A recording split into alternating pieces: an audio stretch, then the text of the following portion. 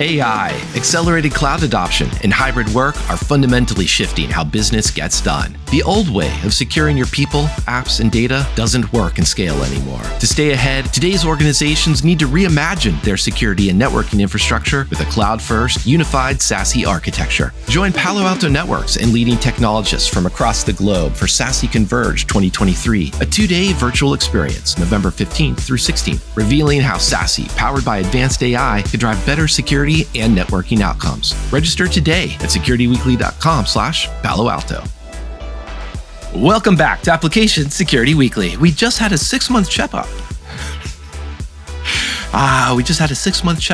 And that first segment, I can't speak anymore. So listeners, please listen to that segment. Know that we covered our favorite and our not so favorite stories. We do this live recording and unedited, as you can tell. I'm your host, Mike Shima, laughing in the background, and maybe he'll be able to say hi is John Kinsella. Hello again, John. Hey, it's been a long time. It's I have faith. We'll be able to get our words out.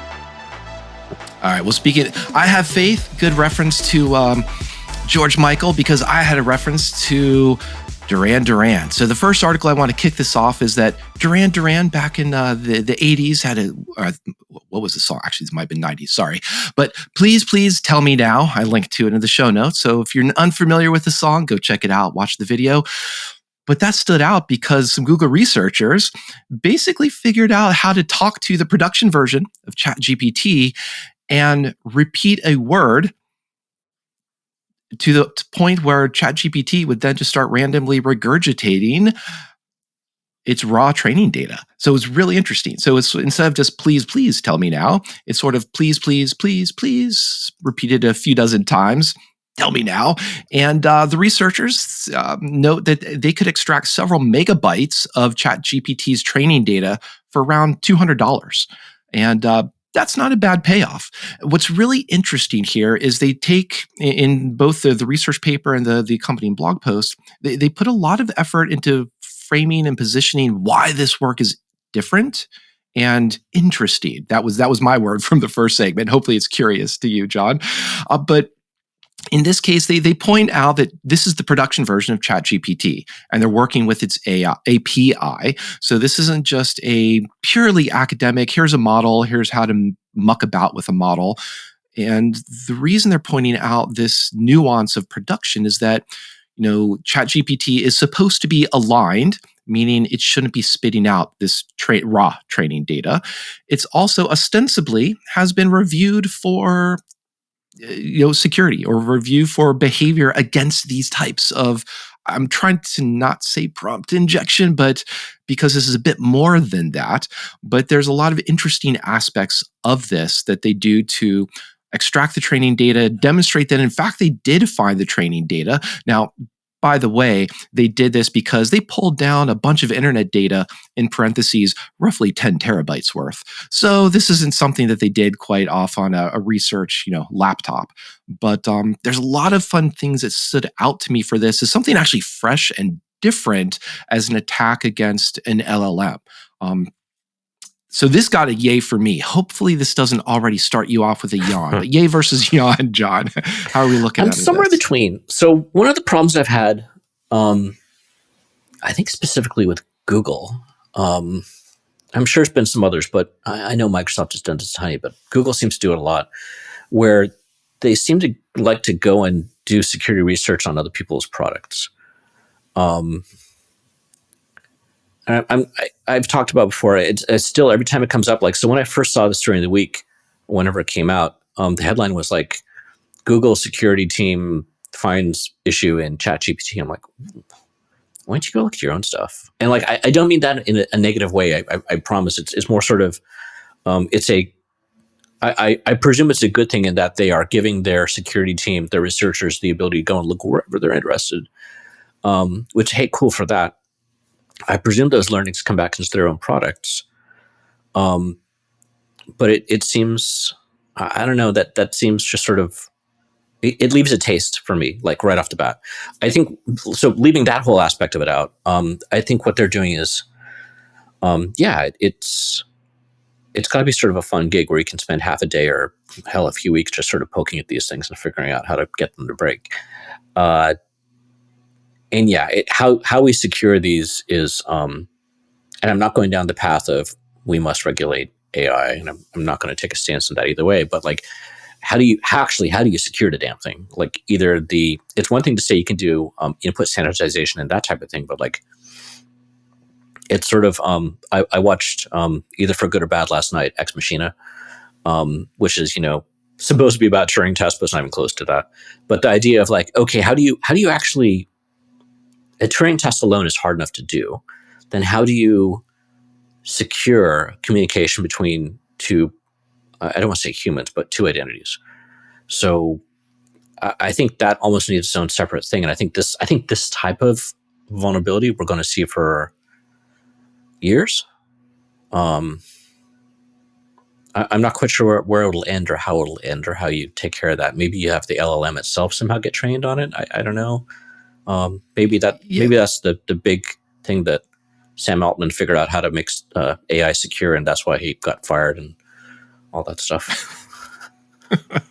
Oh God, thinking of things at tangents we don't need to go down. But you were hitting on some areas near the end of the blog post that also caught my eye in the sense of, to quote, it is very hard to distinguish between actually safe and appears safe but isn't. So is this meaning, were they actually extracting training data or not? And they did in fact confirm to a high degree of confidence that it's training data they were looking at rather than hallucinations.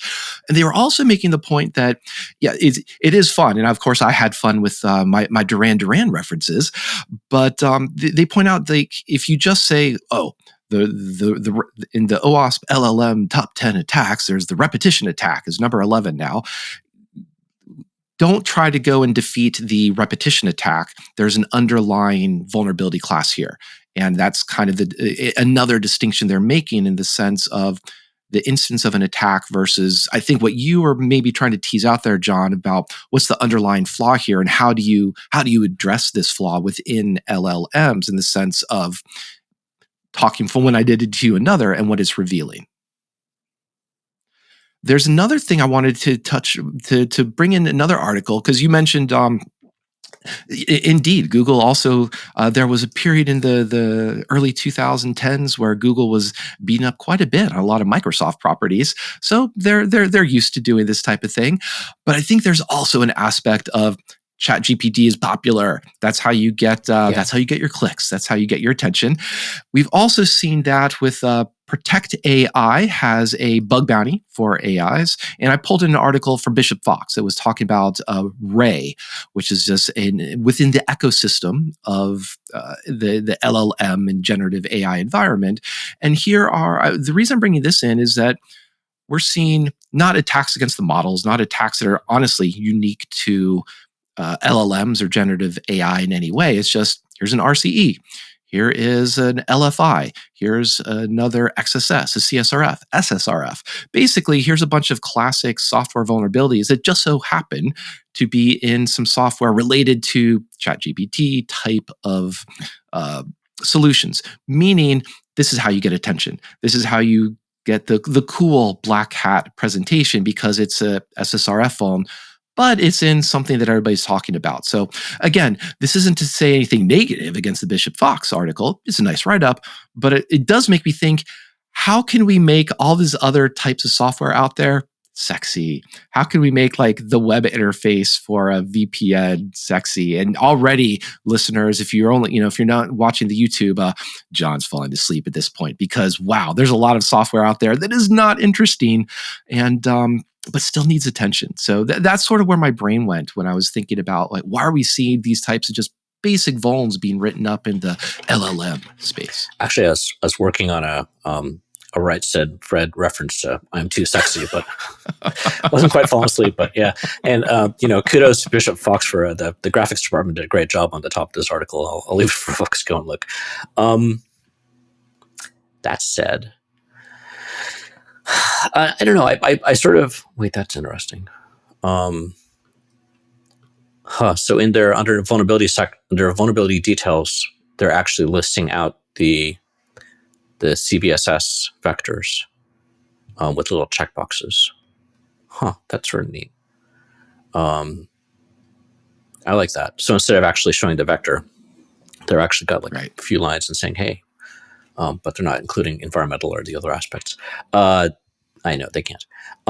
Yeah, it's, SC23, Supercomputing 23 happened last month, the big supercomputing conference, and one of our other hosts was asking if anyone else is going that they'd want to meet, and we had this small conversation internally about security and HPC, even though this isn't really HPC. This is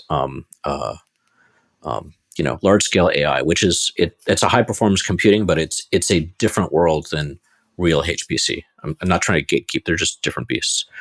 But these large scale projects we've talked about before, security gets in the way, right? That's the cost center. So preferably, hopefully, like it's the reason that Google was getting the training data through ChatGPT is because the actual OpenAI compute clusters should be very far from a public internet connection. And I'm saying that from a point of view of there should be fairly air gaps so that, if you have a vulnerability, it's not as easy to do something with that. And keen listeners are already perking up and going, but John, once you have a vulnerability, someone's going to find a way to use it. And yes, that's true in modern day compute, especially in cloud. So I'm sure when this was written, it looks like it's an open source project, right? Yeah. It's backed by the Ant guys. Yeah. Or I should say Ant. So it's corporate based open source. They should have paid a little more attention to this, but I can imagine how they didn't, right? Because usually the type of folks writing this type of software are so far thinking in their own little bubble, they're not doing that threat model, which we always talk about. So it's interesting to me from that point of view. I'll give it just for the graphic, I'll give it a yay. And I think one other thing to add there too is that against Ray, there was missing authentication was one of the big vulnerabilities they identified. Protect AI also had in November some additional vulnerabilities in H203, MLflow, basically a low-code machine learning platform and another open source machine, and software for managing basically the CICD of training ML models. Sorry, my brain is dying this morning. But in both cases, what I wanted to point out there is that in the write-up says a default out-of-the-box installation has no authentication. In the other one, by default, MLflow lacks authentication. So we're also, maybe you did mention CVSS and like the environment. This is not software that should be just dumped onto a public-facing, internet-facing, accessible type of instance. It should be internal, but it is also interesting that is for the year that we're talking about secure by default and secure by design, what's the effort, what's the necessity even perhaps of adding authentication to either from scratch to some of these types of tooling? Or is there a way to plug and play it? I'm going to say within a very, very hand-wavy method. Yeah.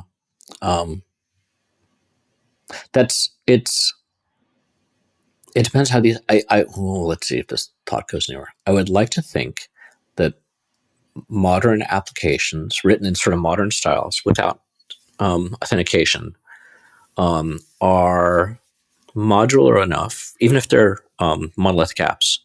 I would like to say that they're modular enough that you can probably add an authentication wrapper without being too much of just a wrapper like a HTTP wrapper. I think I'm guessing as a rule, it's easier on a fairly modern application to go back in and say, hey, I'm going to put an authentication check at the beginning of this function or the beginning of this whatever.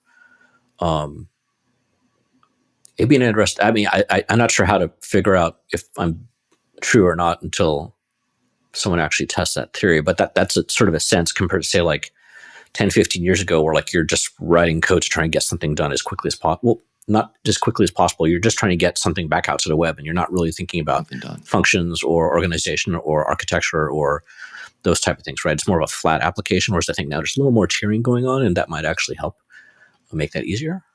That's my thought. Could be. I'll throw in very quickly. I also grabbed an article about security guidelines for this is from the CISA and from the NC, the UK version equivalent, the UK friend, but basically global guidelines for AI security.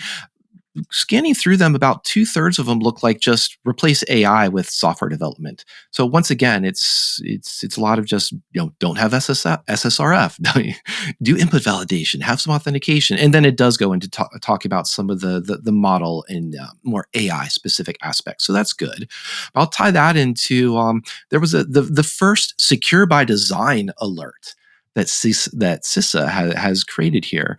And I don't know. I should have actually hidden this because I wanted to guess. What do you think the first alert might be from a secure by design that's going to come out of CISA? I saw it and I still couldn't tell you. I'm going to get to why in a second. I would say something related to S-bombs.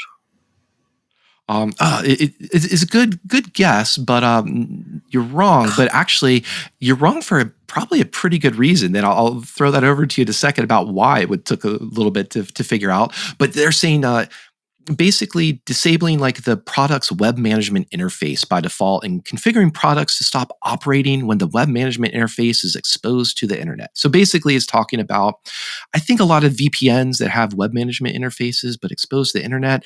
This alert, I love the idea of secure by default. This one wasn't grabbing me. And there's also they wanted to say embrace radical transparency and accountability by saying have some CVE entries in there. Okay, fine. And CWE fields. But they were saying CWE not only helps customers understand and assess risk, it also enables other software manufacturers to learn from mistakes fixed across the industry, which honestly, I could care less about CWEs as a user. I think they're helpful for finding, doing very large analysis as a security researcher. But wow, CWEs are way near the bottom of the things that I pay attention to. So you either maybe start with that or back to why was it a little bit hard to figure out even what this alert was about? Did they mention Cisco or Juniper or what's the other one? There's a vendor we've had in the news a few times this year. Luckily, you guys are forgetting about you, so I can't make the joke. Anyways, yeah, we've seen. I can see why they put it out.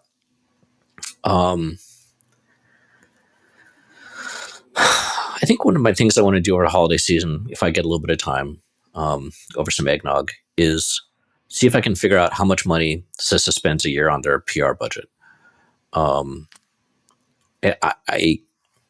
I get it. I really get it. I get why Jen's doing this and why she is where she is and all that. But like, I just feel out of the orgs we talk about, let's say OpenSSF, memorysafety.org, OWASP, hell, even throw Google in there.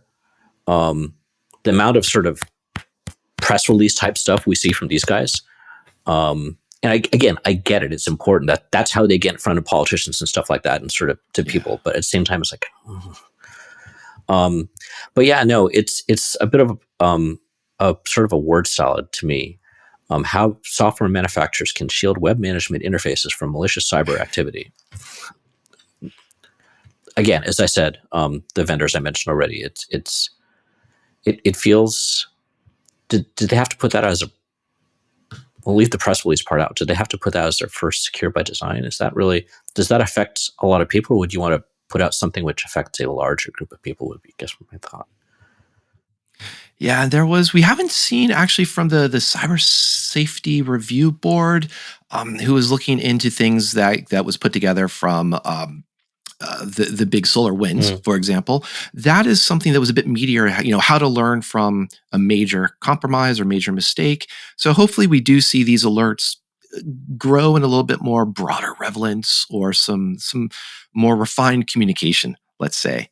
But we don't always have to talk about refined communication because pictures can speak 1,000 words, or pictures can give you access to your bootloader system and by basically break your root of trust on a lot of x86 and ARM-based devices. So this is LogoFAIL. So actually we're going to run into some namespacing issues here.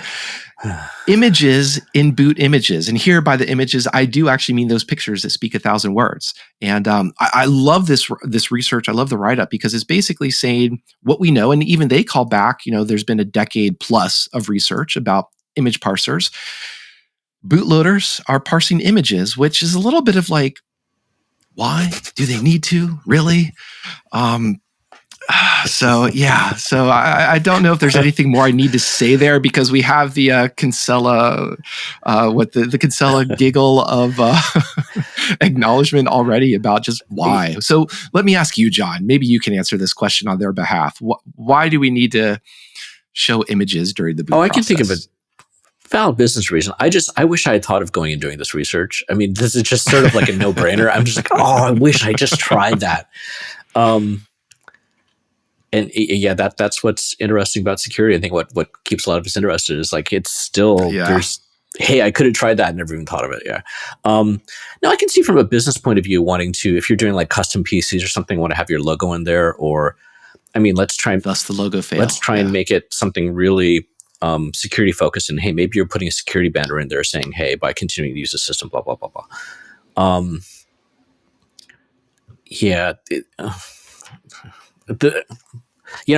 I'll go in the direction we were talking off air, and I just sort of throw my hands away on that one. Which is, I think what's interesting about these is, we've covered a decent number of hardware. I'll say PC hardware stories this year. Or I should say x86 personal compute. I don't know, pick your phrase around there. The comment I made to Mike off air was like, most of these, even though I'm sort of I do hardware hacking and play with that stuff, I don't see myself going and experimenting with a lot of these type of vulnerabilities. In this particular case, I don't have a PC around. I've got virtual machines. I'd be really interested to see if like Parallels VM BIOS is suspicious of this, or is suspect of this. I'm guessing no.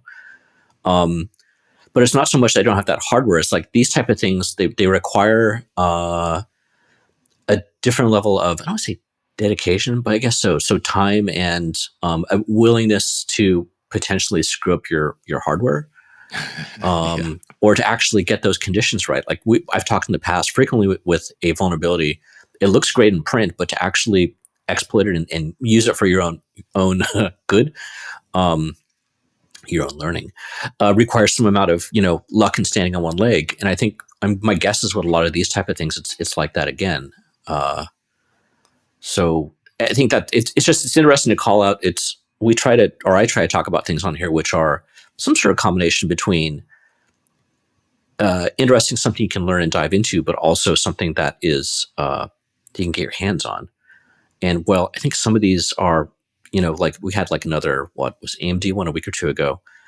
I'm like, okay, can you actually play with that at home? And that's sort of, I don't know, there's something interesting to me of like, is it just a show and tell, or can you get your hands dirty?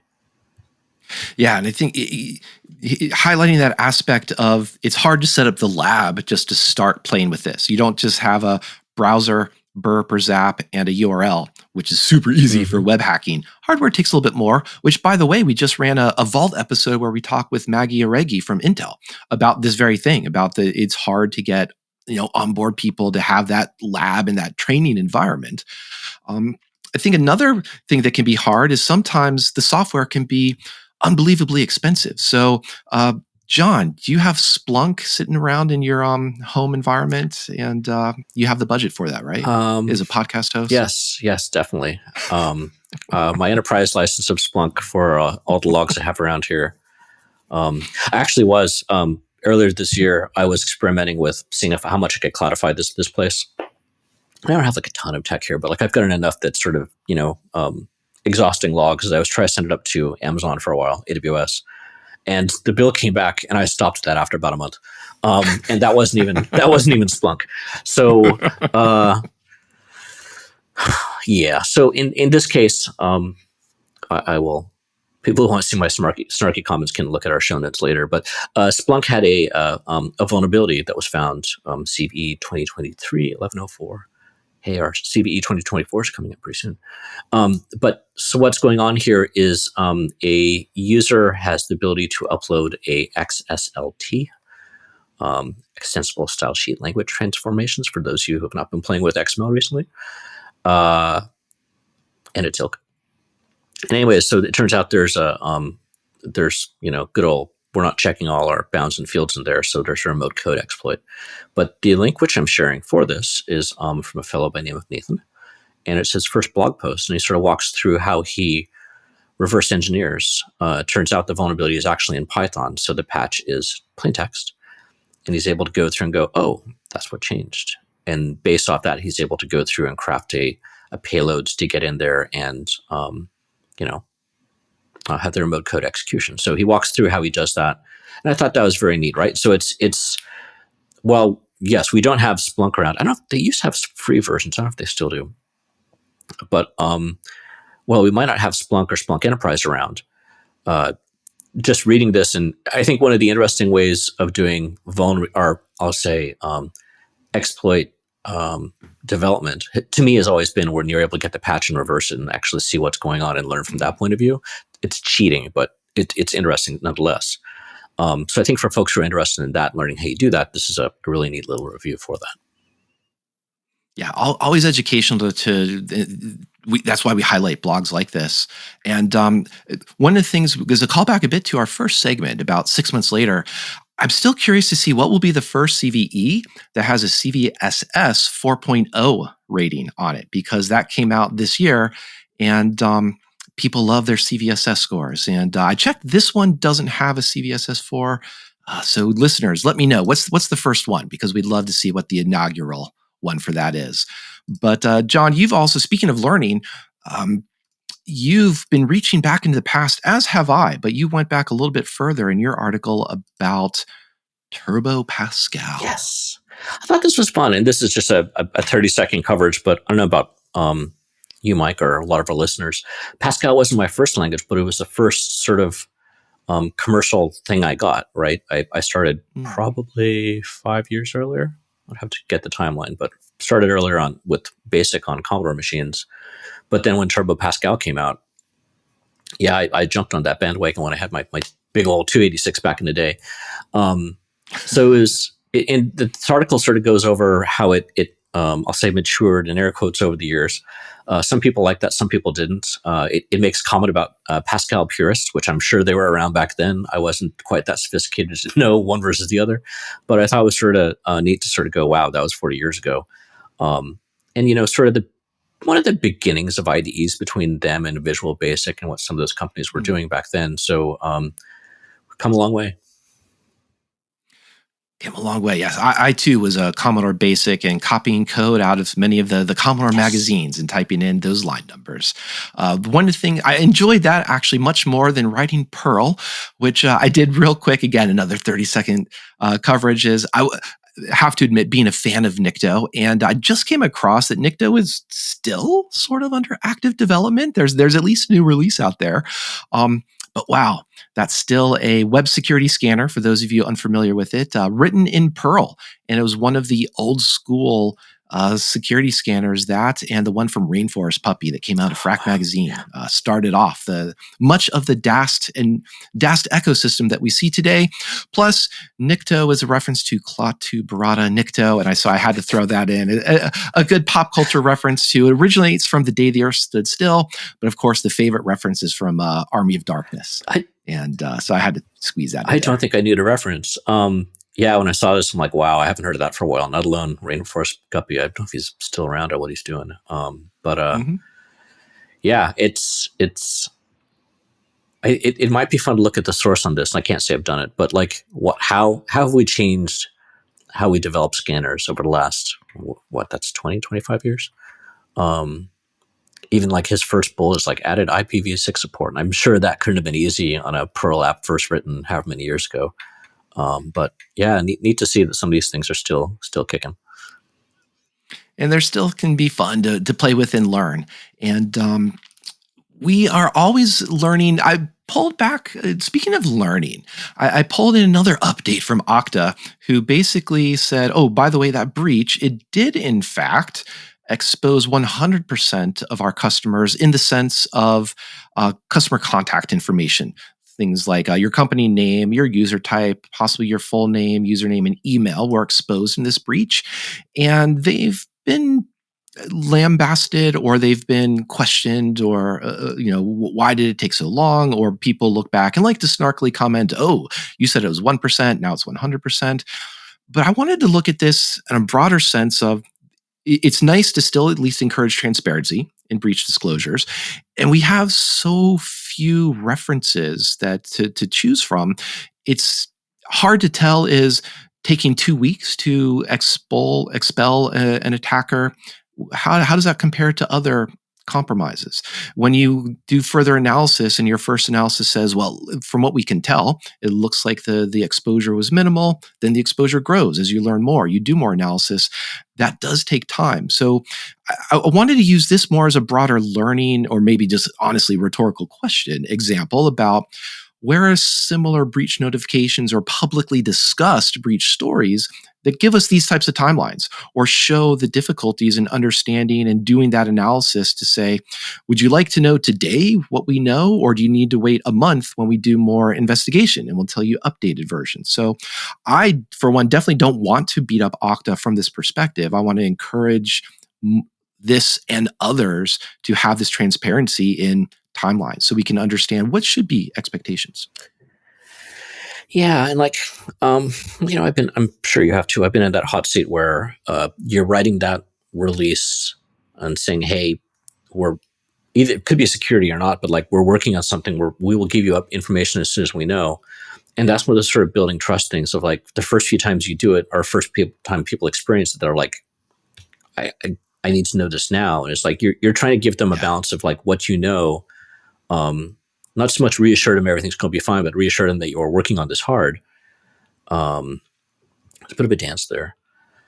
So yeah, it's interesting how they went through and found it, how they're admitting that like we made a mistake the first time, and we're looking at it from a wider lens now, or a different lens, I'll say. But then the bit at the end about their recommended best practices, I mean, they make sense to me. It feels, it's just a moment in time where I am. It feels weird having those at the end of a announcement like this, and maybe it's not. Maybe it's like, hey, we're trying to get you to the best place. And I'm sure I've used Okta at some point. I'm sure that their installation guidelines are like, hey, try to get best practices in place then. So maybe it's just a call out and a reminder. But maybe that would have been something that put into that sentence is like we've been telling you all along. Hey, and again, how do you do that without just having that what I just said? Without that phrase, yeah. Of like, make sure you are still having session timeouts and session binding and MFA and phishing awareness. But yeah, it's it's for me, it's always unfortunate to see this type of thing coming from a security company. That's the big gotcha for me. That's the hard part. So, especially when the charges a lot. But yeah, it's live and learn and move on, I guess. Live and learn. And we still want to see less of SSO.tax and people, they're that burden of MFA. We want to see MFA by default and well configured too. So, as you were pointing out, maybe that's a little bit of what perhaps they can do better, rather than they're not saying this, but rather than the implied, we told you so, to harden your system and environment like this, perhaps just make that required. Or there are certain thresholds. Once you have a particular amount that you're paying, or particular number of users you reach, you have to have FIDO, something like that. So creative ways that I'm sure they're also looking into. But this wraps up our beginning of December as we're wrapping up the year of 2023, John. So don't know if there's any, we'll have some more chances to speak, of course, together. But anything you want to leave our listeners with, either from callback to the first segment or the news from today? Remember, the phrase going through your head for the rest of the day should be, "I'm too sexy." I'll leave it at that. Right, said Fred. Please tell me now if you want some Duran. And I will say thank you for joining us. Thank you, of course, for that musical reference, John. That is going to be stuck in my head, probably for at least the next week. I'll let you know.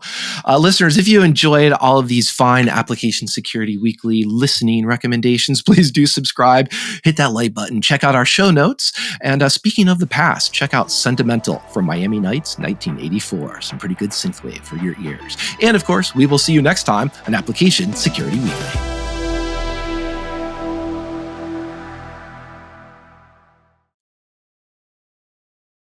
John, don't forget to smile.